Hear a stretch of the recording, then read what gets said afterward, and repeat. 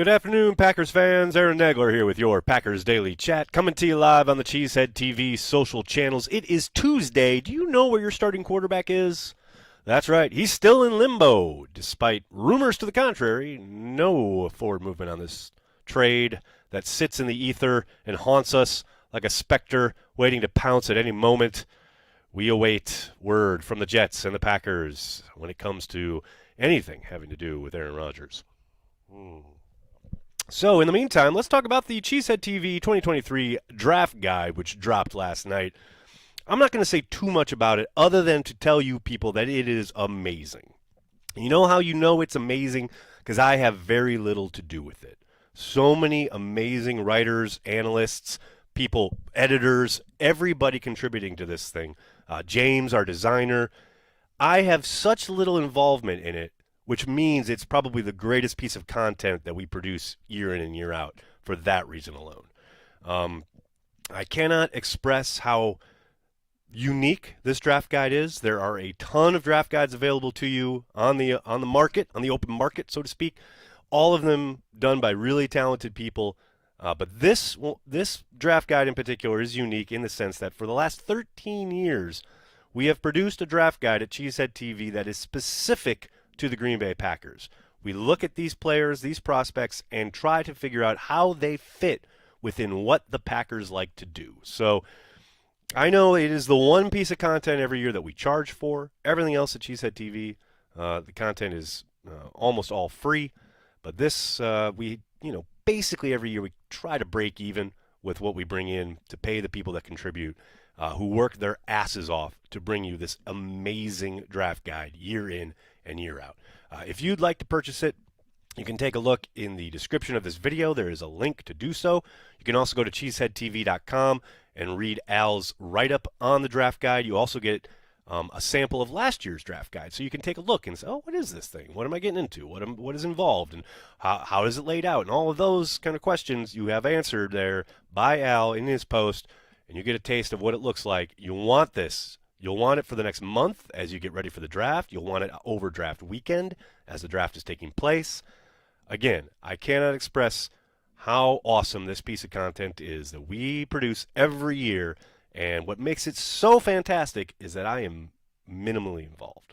So make sure you check it out. I really, I'm somewhat joking, but I'm serious in the sense that the people who work on this are incredible, and they do a ton of work.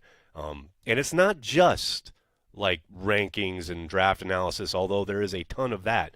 There are featured articles, there's trivia, there's all sorts of the Packers goodness that you're just, you're going to want. You're going to want to get that content, absorb it, marinate it.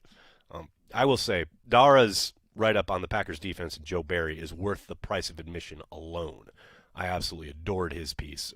But there's tons of great articles and rankings and analysis. Do not miss it, people. It is awesome. Hello to everybody in the comments. Good to see you. Terminal Frost. Love that handle. Thank you for the super sticker. Greatly appreciated, man. Thanks for the support. Michael, what's up? How are you, man? Good to see you. Thanks for stopping by. Callum's here. What's up, Callum? How are you? Joe, thank you for the super chat. In the first round, Pack hasn't drafted a wide receiver since 2002, tight end since 2000, interior O-line since 94, and running back since 1990. Which streak has the best chance to end in 2023? Ooh, that's a good question. I'd say the wide receiver streak. I still will be surprised if they use a first-round pick on any of those positions. But of those four that you've listed, I would say wide receiver has the best shot. I think the value probably lines up at 15 the best. But we'll see. You never know. I never would have thought they'd take a running back in the second round like they did with A.J. Dillon a couple years ago. So I also never thought they'd take an inside backer at 22, which they did last season. So basically, with Brian Gutekunst in the building, all bets are off. Oh, only getting left channel. Let me see if I can fix that. I think I know what happened. Oh, let's try that. Oh, baby. Vince, thanks for Super Chat. Last year, Goot said in his post-day one draft presser that Georgia had a prospect that they were looking at last year. I wonder who Goot was talking about. I remember him saying that. Who knows? We shall see. Maybe we'll see when they're on the clock at 15. That's a good memory, Vince. I'm impressed. What are my thoughts on what will happen with Mason Crosby? Callum, I think he will most likely be kicking someplace other than Green Bay next year. I think he has indicated that he does not plan on retiring. At least that's the last I saw of it. I think the Packers are probably ready to turn the page, and they want to get younger and cheaper at the kicker spot. So I think there will be a amicable parting of ways if, in fact, Mason decides he wants to keep kicking outside of Green Bay. It's unfortunate. Father Time is undefeated. Packers got to continue to move on, continue to look forward. Mason's an all-time legend. Shout out Matt Mamba. But I suspect that relationship has come to an end, unfortunately. One more year for number 2. I don't know, Todd. I don't think so. But we'll see. Alex says, tough to pay a kicker that much when they can't even get it into the end zone on kickoffs. I think that's part of it. No question about it. Not to mention that a lot of these young guns are able to hit from 60 on a consistent basis. And we all know that consistency from 60 plus is not Mason's strong suit. And then you throw in Lambeau in January, December, etc. It becomes real tough to justify using that amount of cap space, even in the sense of the entire kind of puzzle piece, the puzzle, putting it together, etc. It's not huge, but comparatively around the league, it's pretty significant. And I think the Packers want to reduce that hit, so to speak. TKM, what's up? How are you, man? Nags, greetings and salutations. Unlike most, I am pretty comfortable with the team as is. Need more churn like Ron Wolf used to do. Appreciate you. Thanks, buddy. I appreciate you. And I'm with you. I think it's clear that when the draft comes and goes, then we'll have a real sense of what this team is going to look like. A much better idea, anyway. I am still interested to see what happens with the Rodgers trade, to see if any players come back from the Jets. I'm not expecting it, but it's a possibility. I can't completely rule it out. Namely, obviously, wide receiver. Is there a wide receiver that comes back in that trade? But yeah, I got into it a little bit on Twitter today regarding, the Packers wide receiver core is so terrible, which is hilarious to me. But yeah, who do they play on Sunday? What time is kickoff? I'd love to watch. It's a 365 gig, man, and people every year, it seems, go absolutely nuts if their fantasy football lineup isn't set in mid-March, early April. Young Feezy, what's up, man? Thanks for the super chat. Are we out of the Miles Murphy sweepstakes after he ran a 4.5 40 today? He won't fall to 15. I don't know. I don't think necessarily, but I don't think they're trading up for him, if that's what you're asking. And every year, buddy, I'm sorry, but every single year I hear, that dude will never be available at slot X.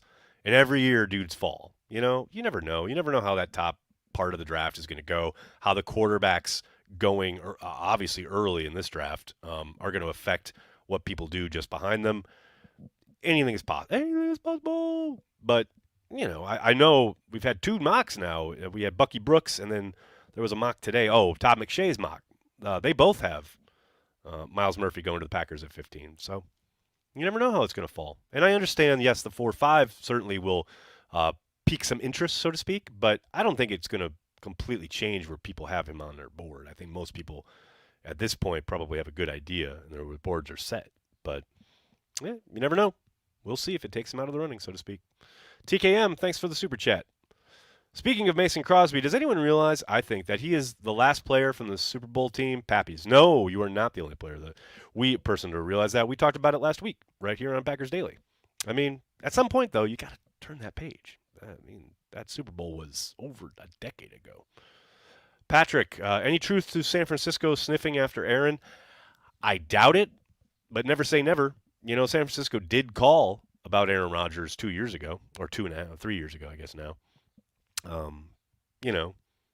So we know there's been interest in the past, but I find it incredibly difficult to believe that they would make any kind of overtures at this point, especially seeing as the Packers are reportedly holding out because they want the 13th overall pick. The 49ers have absolutely nothing to offer in this year's draft. They have no picks. Obviously they have a few picks, but nothing premier and of interest and significance when it comes to trading Aaron freaking Rodgers. So, yeah, maybe. Who knows? The 49ers make a call, trying to get in the mix. I guess it's possible, but Yeah, I'd be surprised. I'd be surprised. Godsmack, what's up, man? Thanks for super chat. Roses are red, violets are blue. The world would be a better place had the Packers won Super Bowl 32. That's a beautiful rendition right there, buddy. Couldn't agree more. Why you got to bring me down, man? Why you got to bring me down? Abdul, thanks for the super chat. Hey, Aaron, do you think Green Bay brings Amos back? Sounds like he's still on the market. Do you think Savage bounces back? I think Savage has got a chance given the fact that they seemingly found the best way to utilize him towards the end of last year. As for Amos, I mean, I wouldn't completely shut the door. Obviously, he, as you say, he is still out on the market. I know he had a visit with the Ravens, I think it was 2 weeks ago. But I think the Packers want to get younger there. I think they'll probably look to the draft. Maybe they bring in a free agent. But, yeah, I mean, the longer he's out there, I think the more there's a possibility that the Packers give him a call and say, hey, if you don't like what you see, come on back for a team-friendly deal, and we'd love to, put you in the mix, so to speak. But I think if that were to happen, maybe it happens right before the draft. Brian traditionally does like to sign guys so he doesn't, prior to the draft, like somewhat vet-type players, so he's not kind of boxed in for need during the draft. And I think there's still time for those signings to happen. Amos could be one of them. We will have to wait and see. Menace, thanks for the super chat. I think I already know your answer, Nags. Best deal available, if I had to guess. But what in your mind would be a failure of a deal for 12? Not too optimistic about the reported deals thus far. I don't really understand your question. You're not too optimistic about the deals reported because you don't like them? I mean, look, do I want the 13th overall pick? You better believe it. Do I expect the Packers to get it? No, I do not. If they can turn Aaron Rodgers into any potential first-round pick, I'm on board. As for a failure, I don't think it's a failure if you move Aaron Rodgers and his contract and get assets in return in the draft, in any draft. I just don't. Especially since, A, like I said, you're getting that contract off the books, but B, you had a great 16-year run with the guy, and now you're going to get assets for him. I think that's a pretty damn good deal, regardless of what the particulars might be. I know I have a very 30,000-foot view of this. I have a very long view of it. So in the sense that people get so caught up in the compensation and people win. And like I said, all the talk about leverage was nauseating enough, but, it's going to be 10 times worse after the trade gets done. And then we transition to who won the trade for 2 weeks probably on Twitter. Can't wait. Ryan, thanks for the super chat. Do you think the Jets underestimated Goody's resolve in getting fair compensation for 12? Maybe. Possibly. Feels really weird to this very moment that they flew out there with that huge contingent headed by the owner of the franchise without some kind of agreement in place. Like, that blows my mind. So, yeah, maybe. I know Schrager was on Good Morning Football the other day talking about how maybe the Jets did think the Packers were just going to give him away, and the Packers had other ideas, like, no, we want fair value. I don't think that's crazy. So, yeah, no, did they underestimate? Maybe. Perhaps. I mean, they are the Jets. They are not a serious franchise. Mimsy, thanks for the super chat. Over under April 20th for the Rodgers trade. I'm going to go over just. Give me April 21st. How's that? I like it. Ed, thanks for the super chat. Draft time means all teams are vastly improved and are Super Bowl bound. We, however, realize all those other fan bases are delusional. That's well stated. That is well stated. No doubt. Hope springs eternal, man. Hope springs eternal. What else we got here, folks? Gary, a 7th in 2026 is a win for Rodgers. All right, now take it easy here. David, how are you, man? Thanks for checking it out on Facebook. Hi, Nags. I need something from Sean Ryan after his last year bust. Is there anyone working on him on the side or giving him the word on what is expected? No, David. They left him out in the wilderness and said good luck. Look, they're not allowed to talk to guys right now. You can only talk to guys once they're in the building on April 17th. That's when the offseason program begins. But you can be assured that the young man is under no illusions when it comes to the fact that he wasted They had a wasted rookie season. No one knows that more than Sean Ryan. So, but as far as like right now, there are guys who maybe are rehabbing, who are having offhand conversations with dudes in the building, i.e., coaching staff members, what have you.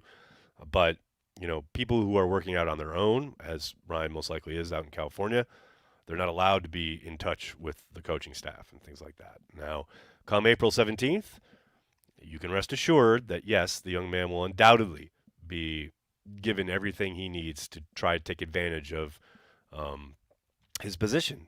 And the idea that, yes, they used a pretty significant pick on the young guy, and he got absolutely nothing out of it last season. Hopefully, he's in the mix this year. What's concerning is the fact that they did use a third-round pick on him, and then in training camp, he couldn't sniff anything with the starting group. I mean, I think maybe a handful of times, a handful of days where he got run inside with the ones, but that was few and far between. It doesn't spring a whole lot of promise, but I can tell you there were a number of guys throughout the years who started slow and turned out great. Mike Wall looked lost his first year in Green Bay. Turned out awesome. TJ Lang didn't exactly hit the ground running, and he turned into an all-pro. So, I'm not completely dismissing the kid. He's got a lot of work to do. There's no doubt about it. But here's hoping that upside hits and he finds that ceiling. Badger Trio, what's up? Thanks for the super chat. Do you think Rodgers would let Jets do Hard Knocks? You don't think he has any choice. The league can compel the Jets to do it, and Rodgers doesn't get a say. And I'm praying that happens. I am praying that happens.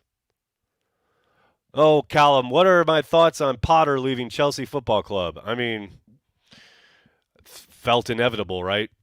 I mean, I don't know if you saw the Chelsea match today, but it sure doesn't look like it's the manager. They just don't have anyone who can close. They have tons of talent. They have tons of great players.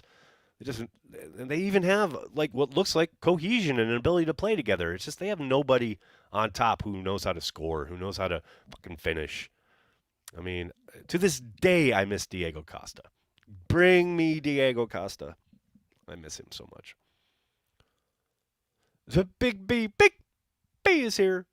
Big B says Darnell Savage would be a Hall of Famer if he kept his 21 as his number. I don't disagree, man. Remember when we had that for like 48 hours, and then I guess he found out that he had to pay for all the jerseys that people bought that were 26, so he kept it at 26 so he wouldn't have to pay.